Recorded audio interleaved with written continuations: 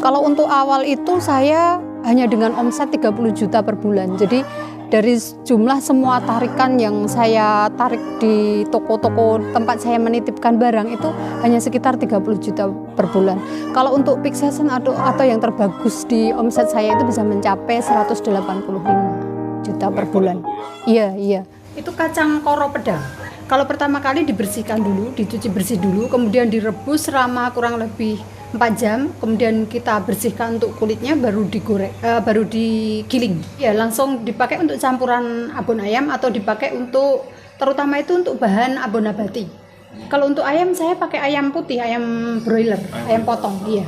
Yang dipakai khusus bagian dada. Kalau untuk ayam tuh nanti kita rebus dulu, kita kukus, mohon maaf bukan direbus ya, kita kukus dulu. Kemudian setelah kita kukus, kita pisahkan antara daging dengan tulang, baru kemudian kita cabik atau menggunakan mesin pencabik.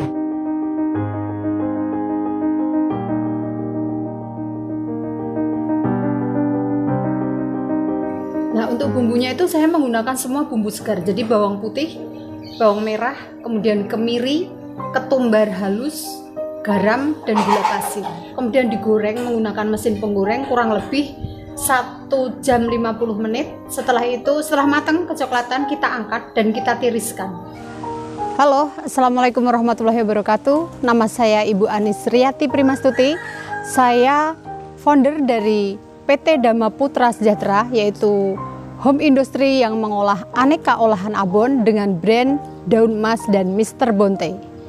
Usaha ini saya awali pada tahun 2012, tepatnya pada tanggal 8 April tahun 2012. Kemudian kenapa saya memilih abon sebagai olahan saya? Karena pertama saya suka abon. Jadi saya melatar belakangi usaha ini dengan memproduksi satu barang yang saya suka itu. Kemudian yang kedua, abon ini merupakan lauk yang bisa dikonsumsi oleh semua usia.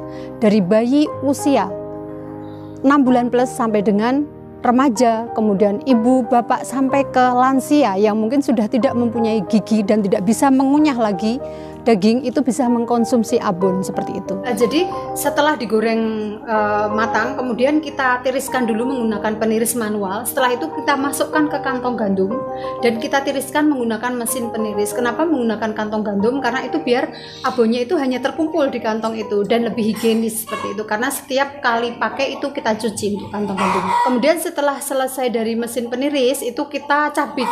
Kenapa harus kita cabik? Karena abon tersebut mengumpal. Nah, kita cabik menggunakan garpu ini tujuannya agar abon bisa terpecah, kemudian bisa lebih halus atau lebih moist untuk teksturnya. Oh iya, saya dulu memang bekerja. Saya bekerja sebagai staf marketing di sebuah perusahaan consumer goods, jadi tidak jauh-jauh amat dengan berjualan seperti itu. Memang passion saya itu sebenarnya berjualan. Saya kurang suka memasak, terus terang kurang suka memasak. Jadi saya memang mencari karyawan atau mencari karyawan di ibu rumah tangga di sekitar rumah saya itu yang mempunyai basic suka memasak. Jadi kita belajar sama-sama. Mereka juga belum pernah bekerja di abon, belum pernah memproduksi abon. Karena saya merasa saya itu sukanya berjualan. Nah, saya cari orang yang suka memasak. Memang resep dari saya, kemudian konsep untuk ininya dari saya, tapi mereka yang mengerjakan seperti itu. Kalau untuk penolakan itu nggak cuma pernah, Mas, sering. Di beberapa toko itu kami mengalami penolakan, tapi dengan satu tekad yang bulat, dengan niat atau niat yang semangat yang kuat gitu ya, kami mengulangi lagi untuk melakukan penawaran. Jadi kalau pesan saya ke teman-teman, ketika pertama kita melakukan penolakan itu jangan langsung menyerah, kita ulangi lagi. Kita ulangi lagi tentu saja dengan menyampaikan benefit atau diferensiasi dari produk kita, kelebihan dari produk kita. Saya termasuk orang yang tidak berhenti ketika merasa produk saya itu tidak laku. Artinya begini, ketika produk saya stagnan hanya di situ, itu saya berusaha mencari sebenarnya upaya apa lagi sih yang harus saya lakukan. Saya termasuk orang yang gaptek nih, tidak paham tentang IT, tapi saya mencoba untuk bisnis online. Ketika masa pandemi berawal ya, jadi awal saya kan mempromosikan produk saya dan mendistribusikan secara offline di hampir semua supermarket. Nah, ketika pandemi berjalan, itu orang mulai dibatasi kan untuk belanja ke supermarket, bahkan jam belanja pun mulai diatur, orang mulai takut untuk keluar. Salah satu jalan yang harus ditempuhkan melalui jalur online ya. Padahal saya termasuk gaptek, tidak pandai mengelola IT. Nah, di situ saya banyak belajar. Ternyata hikmah dari pandemi itu, saya mulai bisa berjualan online. Kemudian yang kedua, saya juga mulai berpikir bagaimana caranya agar saya tidak meliburkan karyawan saya. Kalau menurut saya ridho suami itu sangat-sangat penting, karena ketika saya memulai usaha ini itu banyak juga support dari suami, terutama kalau saya berbagi tugas di sini dengan suami itu tentang alat tepat guna, tentang peralatan yang saya miliki. Saya itu tidak bisa merawat mesin, saya nol tentang mesin. Nah di situ peran suami saya itu sangat penting buat saya, karena peralatan, mesin dan semua itu suami saya yang mengelola seperti itu. Kalau untuk berdoa itu saya dulu sering memberikan harapan saya kepada Allah ya. Ketika saya selesai sholat atau pas sholat tahajud begitu, saya sering menyampaikan harapan-harapan yang begitu banyak kepada Allah. Nah ketika harapan itu lama belum tersampaikan, itu doa saya akhirnya di satu, bahwa saya ingin diberikan yang terbaik untuk saya, cuman itu. Kalau bicara soal omongan tetangga ini memang sudah sesuatu yang saya sudah mati rasa lah istilahnya, karena harapan terbesar saya kan hanya kepada yang di atas ya, kepada Allah Subhanahu wa Ta'ala. Kalau saya bicara tentang omongan orang, omongan tetangga itu kayaknya semua itu nggak akan bisa saya jalani. Jadi memang kunci pokok kalau di saya itu yang penting kita percaya saja.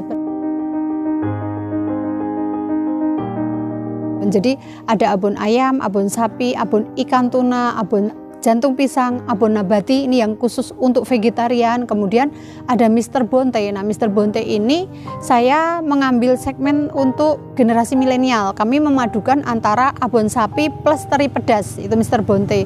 Kemudian yang terakhir dari produk kami yaitu abon MPASI atau abon pendamping makanan bayi. Ya, itu sudah terdistribusikan di hampir semua supermarket yang ada di Jogja nih. Contohnya supermarket lokal tuh seperti Mana Kampus Group, kemudian Mirota Pasaraya, kemudian Pamela Supermarket, Penny Supermarket, Mina Supermarket, WS Supermarket, sampai ke outlet yang berjejaring seperti Indomaret, Alfamart dan Alfamidi. Ada semua itu Bu ya? Ada semua ada di situ. Nah kemudian kalau untuk secara online itu teman-teman bisa menemukan toko saya di Shopee, kemudian di Tokopedia, kemudian di Bukalapak. Kami juga mempromosikan produk kami di Google My Business atau ke Bisnisku. Nah kalau untuk reseller kami tersebar di hampir semua kota yang ada di Indonesia, seperti contoh nih di Aceh ada, kemudian di Papua juga ada, kemudian sampai ke Jakarta itu kami juga ada. Nah kalau untuk produk yang kami jual sampai ke luar negeri itu kami sudah mencoba ekspor ke Singapura sama ke Jepang. Pesan saya untuk teman-teman yang ingin memulai usaha ini, yang pertama kerjakan apa yang menjadi plan kalian. Do it now, kerjakan sekarang. Jangan hanya melulu planning saja gitu, melulu planning begitu.